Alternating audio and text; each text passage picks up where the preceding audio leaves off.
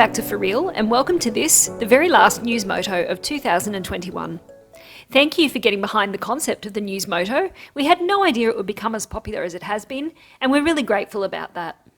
Most of our YouTube revenue comes from these videos, as they are viewed a lot more than our other content, so thank you.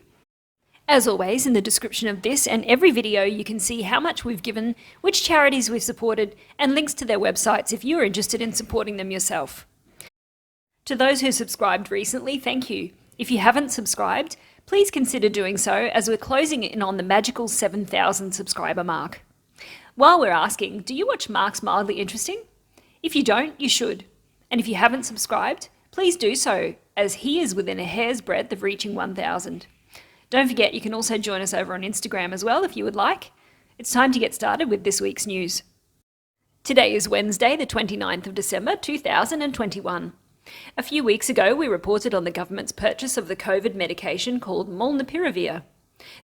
The Ministry of Post and Telecommunications began selling Molnupiravir capsules yesterday. One course is 40 tablets taken over 5 days. Each course will be sold by the ministry for just $55. The maximum that sellers can charge if on selling the capsules is $65 for the course. These restrictions are designed to eliminate profiteering and increase access to these drugs for those who need them. Individuals may order from 5 to 10 doses at a time, while private hospitals, clinics, pharmacies and sub-pharmacies may acquire from 5 to 100 doses.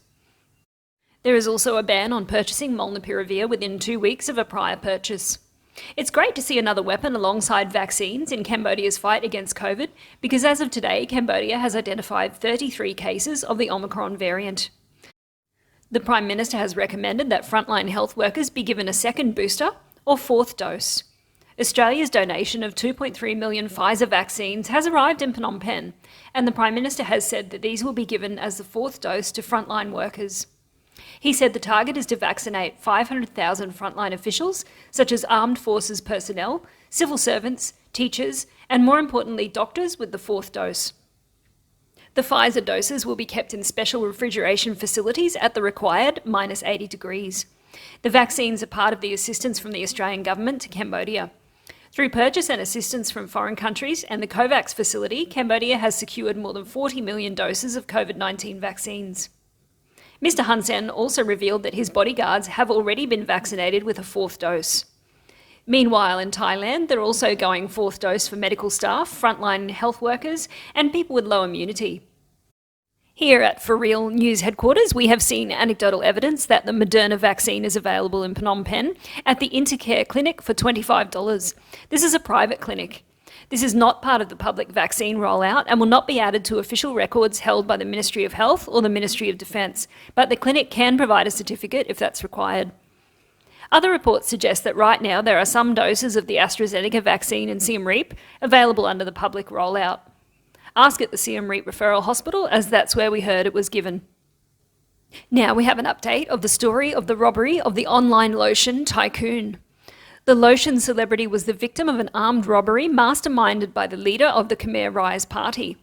Her lawyers have emphatically denied baseless media reports that she was in a relationship with the robbery ringleader and leader of the Khmer Rise party, Soksavan Vatana Sabung, aka William Guang. We would like to inform the public that the press release is exaggerated, which seriously affects the reputation, honour and dignity of our client, who was the victim of the robbery.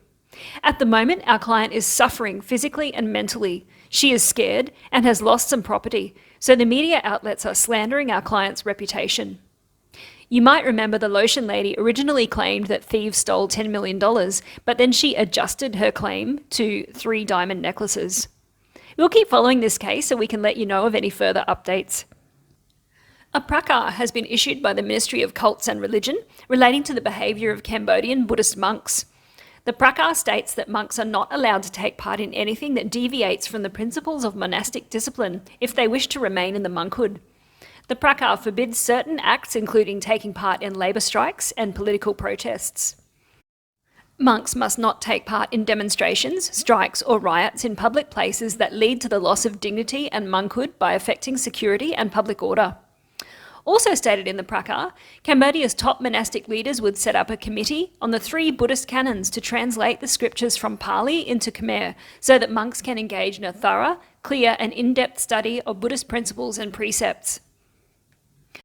Pali is a Middle Indo-Aryan liturgical language native to the Indian subcontinent. It's widely studied because it is the language of the Buddhist canon, or the Tripitaka. Tripitaka translates as 3 baskets, tri meaning 3, and pitaka meaning basket. Moving on from the Tripitaka to some monkey magic. You might remember that previously there were some badly behaved monkeys committing robberies and seducing young girls in the Phnom Penh district of Phnom Penh. There are still hundreds of monkeys in the district, but they are living in harmony now with the residents because the vicious monkeys have been captured and rehomed, and only gentle monkeys remain. Phnom Penh Forestry Administration's director said that there are now no complaints about monkey attacks from local residents. He said the vicious monkeys are so clever that they stay on the buildings' roofs and in trees, only coming down to the ground when they want to steal fruit. We allowed the gentle monkeys to stay at Wat Phnom because a lot of tourists want to see their funny characters, he said. I was hoping to follow this monkey story with a pig or fish story, but the best I can do is a bear story. 4 loggers were attacked by a bear in Battambong's Samlot district. 1 man was left severely injured and close to death, while the other 3 escaped unharmed. The attack occurred in the forest at the head of a stream. The injured man was bitten in the head, arms and legs by the bear. A Samlot district inspector said, according to preliminary information that I received, maybe they went to cut down the forest in that area. After they went into the forest, ferocious bears bit and chased them, injuring and almost killing them. According to the authorities and locals, there have been cases of bears chasing people in the area in the past. Whenever they had to go into the forest to hunt or log, they had to do so in groups due to the presence of the bears. The authorities have warned locals to be careful whenever they go into the forest.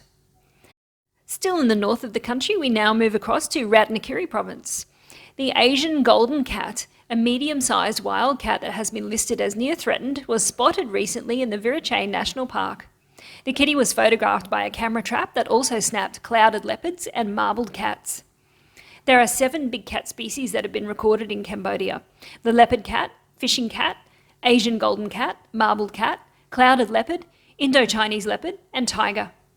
The Asian golden cat is natively found in the northeastern Indian subcontinent, Southeast Asia, and China. Its diet consists of rodents such as squirrels and mice, lizards, birds, reptiles, and deer. Its body length can be over 1 metre, and it's 2 to 3 times the weight of a domestic kitty, such as those that you might find working hard at Phnom Penh's Ministry of Cat. Well, that brings us to the end of this week's News Moto, and indeed the last News Moto for 2021. So you are officially up to date for the entire year, all the important events in the kingdom. Thank you so much for watching. Links to the stories mentioned will be in the pinned comment as usual, and the description of this video contains links to other channels making content about Cambodia, so be sure to check them out. Next time we see you, it will be 2022, and that's a little bit exciting. So take care, stay safe, and we'll see you then. Bye.